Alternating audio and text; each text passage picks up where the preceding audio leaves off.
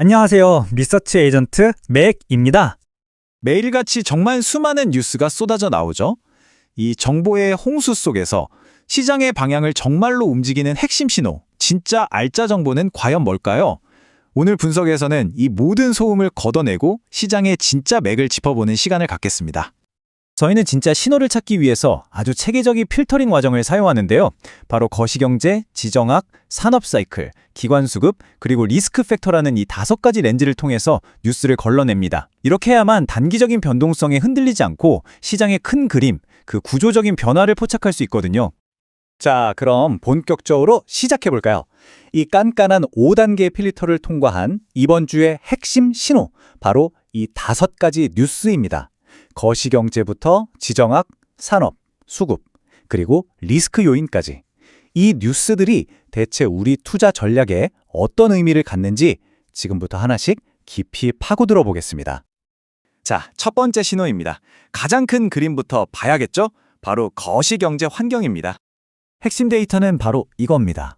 전 세계 금융시장의 기준점이라고 할 수 있는 미국 10년물 국채금리가요, 아주 중요한 심리적 저항선이었던 4% 아래로 떨어졌습니다.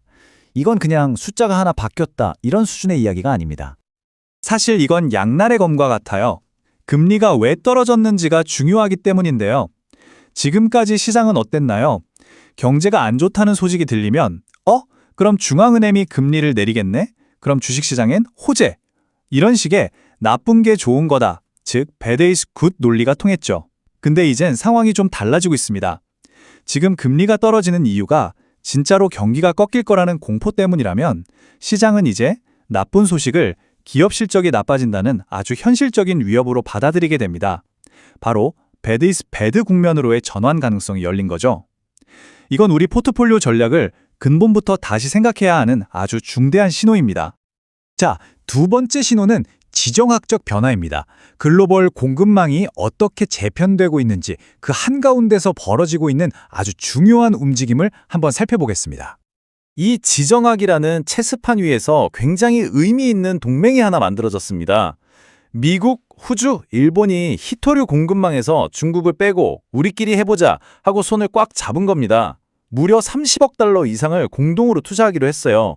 중국은 기술력이 중요하지 그게 다가 아니다라면서 애써 태어난 척하지만 시장에 미치는 파장은 결코 작지 않을 겁니다.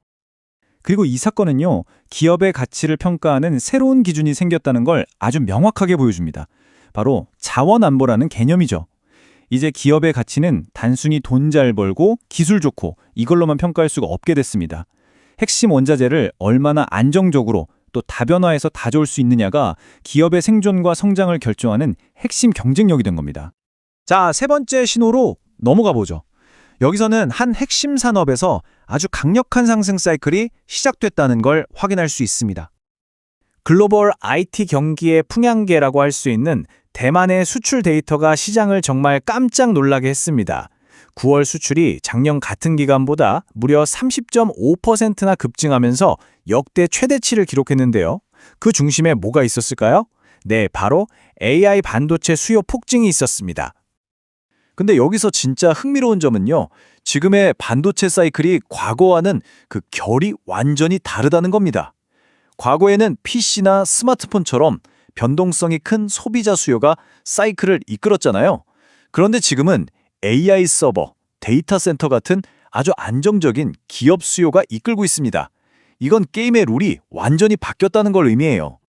그래서 이제는 범용 디램 가격, 즉 P가 얼마냐가 중요한 게 아니라 HBM 같은 독보적인 기술력과 생산량, 즉 Q를 가진 기업이 시장의 이익을 그냥 싹쓸이하는 시대가 온 겁니다. 저희는 이걸 기술 프리미엄의 시대가 열렸다, 이렇게 부릅니다. 기술이라는 깊은 성벽, 즉 기술적 혜자를 가진 기업이 시장의 주도권과 이익을 모두 가져가는 구조가 만들어지고 있는 거죠. 자, 이제 시장의 큰 손들은 어떻게 움직이고 있는지, 그리고 시장에 어떤 경고등이 켜졌는지 이 2가지 신호를 함께 묶어서 살펴보겠습니다. 일종의 스마트 머니가 보내는 경고라고 할 수 있겠네요. 먼저 우리나라 증시의 가장 큰 손, 바로 국민연금의 포트폴리오 변화입니다. 3분기 보고서를 보니까요. 국민연금이 IT와 조선업종의 비중은 늘렸는데 그동안 시장의 최고 인기 섹터였던 2차전지 대표주들의 비중은 오히려 줄였습니다. 국민연금의 이런 움직임은 우리에게 아주 강력한 경고 신호를 보냅니다. 바로 밸류에이션 함정을 조심하라는 거죠. 이게 뭐냐면 주가가 많이 떨어져서 싸 보인다고 무조건 좋은 게 아니라는 겁니다. 주가가 떨어지는 속도보다 이익이 줄어드는 속도가 더 빠르면 사실상 그 주식은 더 비싸지는 거거든요. 스마트머니는 바로 이 점을 아주 예리하게 보고 있는 겁니다. 이런 수급적인 경고와 함께 바이오 섹터에서는 신약 개발이라는 게 얼마나 험난한 길인지를 다시 한번 일깨워주는 사건이 있었습니다. 미국의 알렉토라는 바이오 기업이 개발하던 치매 치료제가 마지막 단계인 임상 3상에서 실패했어요. 이건 단 하나의 신약 파이프라인에 모든 걸 건 기업들이 가진 뭐 아니면 도식의 리스크가 얼마나 큰지를 정말 여실히 보여준 사례입니다. 이런 임상 실패 소식은 보통 섹터 전체 투자 심리를 얼어붙게 만드는데요. 역설적으로 이런 상황이 되면 투자자들 사이에서 안전자산 선호 현상이 나타나기도 합니다. 그러니까 신약 개발 성공 여부와는 상관없이 안정적인 현금 흐름을 만들어내는 위탁 개발 생산, 즉 CDMO 기업이나 임상시험을 대신해주는 CRO 또는 여러 신약에 두루 적용할 수 있는 플랫폼 기술을 가진 기업들로 돈이 몰리는 현상이 나타날 수 있다는 거죠. 자, 이렇게 거시경제부터 지정학, 산업, 수급, 리스크까지 5가지 신호들을 모두 종합해봤습니다. 그렇다면 이제 가장 중요한 질문이 남았죠. 그래서 우리는 어떻게 투자해야 할까? 이 질문에 대한 답을 찾아보겠습니다. 지금까지의 분석을 이 표 하나로 정리해 보겠습니다. 먼저 AI 반도체는 강력한 슈퍼사이클이 확인됐기 때문에 확실한 긍정 신호입니다. 특히 HBM 선두 기업과 핵심 장비 업체에 주목해야 합니다. 지정학적 변화로 자원 안보 테마 역시 긍정적으로 보이고요. 반면에 2차 전지 소재는 기관의 매도세와 밸류에이션 부담 때문에 당분간은 옥석 가리기가 필요해 보입니다. 인터넷이나 바이오 같은 성장주는 경기 둔화 우려로 중립적인 시각을 유지하고 마지막으로 신약 개발 바이오는 알렉토 사태의 여파로 투자 심리가 위축돼 있어서 당분간은 보수적인 관점이 필요해 보입니다. 이번 주 분석의 최종 결론입니다. 시장은 이제 막연한 성장 기대감만으로 베팅하던 시대를 지나 누구도 넘볼 수 없는 깊은 기술적 해자와 어떤 위기에도 흔들리지 않는 안정적인 공급망을 갖춘 기업에게 보상을 주기 시작했다는 것입니다. 마지막으로 꼭 드릴 말씀이 있습니다. 오늘 분석 내용은 정보 제공을 목적으로 하는 것이고요. 특정 종목에 대한 투자 권유가 절대 아님을 분명히 밝힙니다. 모든 투자의 최종 결정과 그에 따른 책임은 투자자 본인에게 있습니다.